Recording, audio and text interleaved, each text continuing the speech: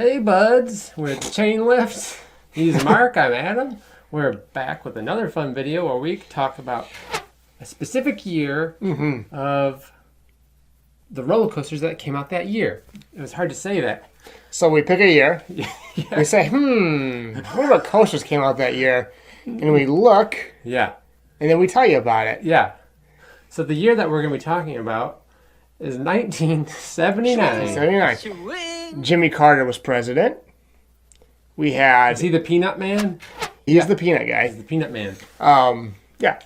Pittsburgh was the land of champions that year. The Steelers won the Super Bowl. Pittsburgh Steelers. Thank you, Chris Berman. The New York Football Giants. Like those old NFL film things.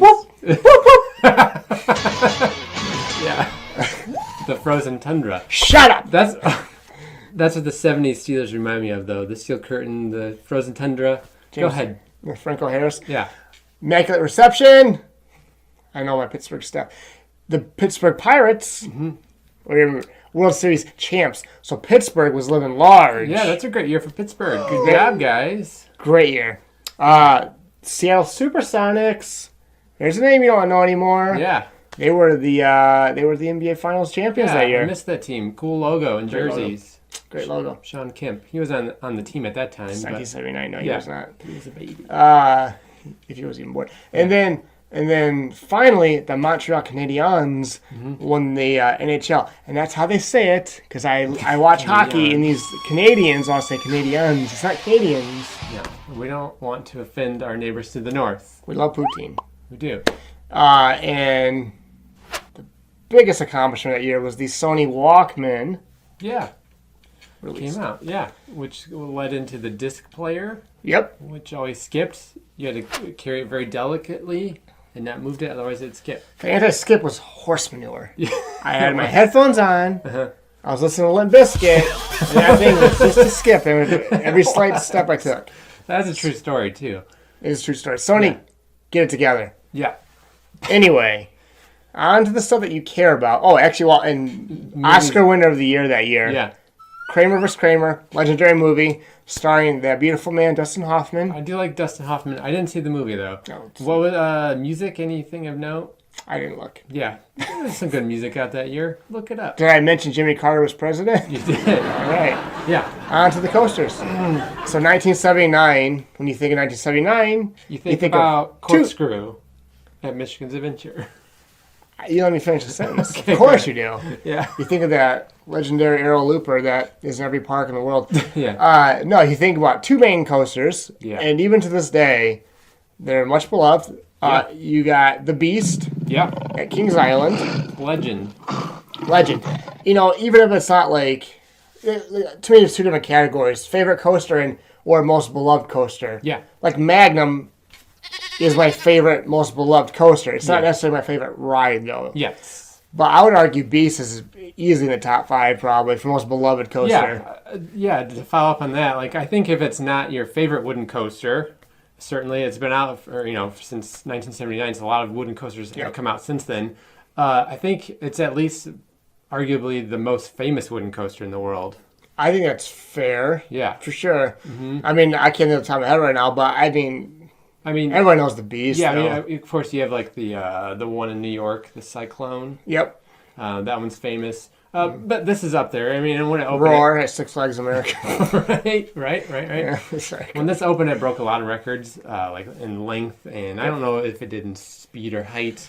Length is the big one, though, with this 7,000 feet. It's still one of the longest coasters in the world. And it still holds up.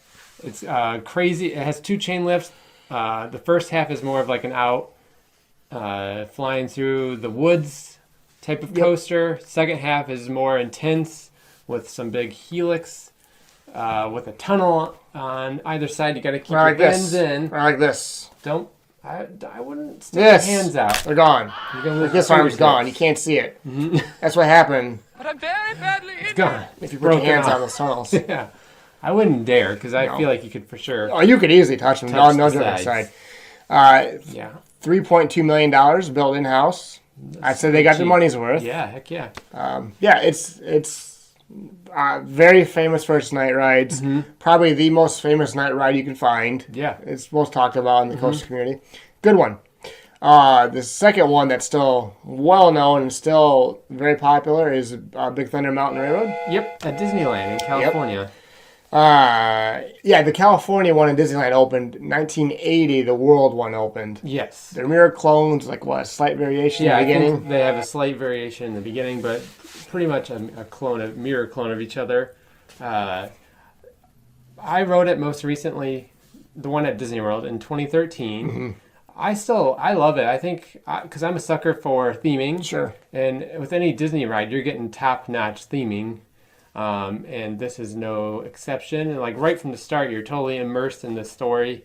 And I think it's really fun. It's a great family coaster, family mind train roller coaster. Those Walt Disney Imagineers are quite good at making movies and coasters and theming. Because it was built in-house and they designed it. Theming, I mean, just top-notch. I think even today, like, it's such a great first coaster for kids. It's such a great family coaster. It's still pretty thrilling, too, for a little kid. I think so, yeah. You know, like, that's like my first coaster I remember riding with my mom and him, and he cried. Oh, he cried, and I'm not making that up. I didn't cry, because I'm a big tough guy. I was sensitive. Yeah. I didn't cry the most recent time that I rode it, though. It was fine. Congratulations. It's fine. but it's, I mean, you know, if 1979, the other coasters aren't great, but those two coasters will always make 1979 memorable because they're very memorable rides. They're very beloved. They're both iconic coasters today. They still get tons of riders every year. You know, so yeah, top two great ones. The other ones you got the aforementioned Corkscrew at Michigan's Adventure. You got 2 corkscrews on it. Yeah, it is your standard corkscrew looper. There's one in every park. Yeah. There's not much to say about it. No. It's still there, it's fine. though. Yeah. It's still there. It's still up and running. Then you got Rolling Thunder at Six Flags Great Adventure. We did not ride this ride. No, we haven't been on that one. That was a racing wooden coaster. Yep. It was removed in 2013-ish, I believe. To make room for Zumanjaro. And not, obviously King Deca's already there, but they had to make room for the path. Can you imagine a ride getting torn down for a path? No. Yeah, I'm sure that there was, maybe, maintenance costs and other factors played into it. We've never been on Rolling Thunder. We didn't get a chance to ride it because when we went to Great Adventure, it was already gone. Yeah. But you can still see a piece of it is still standing under El Toro, which is that was cool to see. And I watched the POV, and it looked like your standard kind of out and back wooden coaster. Racing. Yeah, racing wooden coaster. And I love racing coasters. But this one, it didn't look all that thrilling. And I know it's hard to tell from a POV, but it didn't look very fast.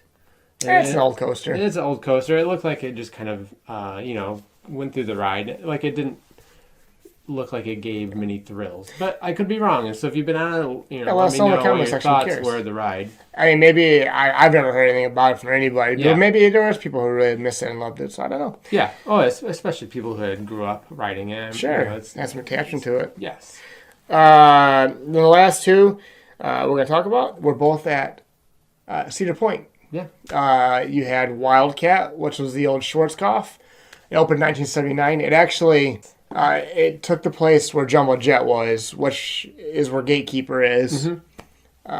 So that was the original spot. And then they ended up moving it over in Celebration Plaza. Yeah, and then it was removed to make more room to celebrate in Celebration Plaza. And I think when it moved over to Celebration, they got like a new paint job. I think it was originally like white, but it was like green and purple, like lime green and purple. It was an interesting color choice. It was unique and it stood out, but it was okay. It's a fun ride. Yeah, I actually quite liked it. Yeah. You know, the trains that look like little cars, sort of. Yeah. Yeah. Really great logo. Really great vintage logo. Yeah. Love that logo. Yes. Folks. Yep.